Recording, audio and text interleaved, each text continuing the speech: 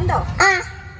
അപ്പൊ വേൾഡ് റെക്കോർഡില് ആ Christmas tree ആയിരിക്കും കേട്ടോ പോകുന്നത്. ഇതാണ് ഇവിടുത്തെ ഏറ്റവും വലിയ ക്രിസ്മസ് ട്രീ, വേൾഡ് റെക്കോർഡ് ബുക്കിൽ സ്ഥാനം പിടിക്കാൻ പോകുന്ന ക്രിസ്മസ് ട്രീ. അപ്പൊ ചോദിച്ചാൽ ഞാൻ ആരായി?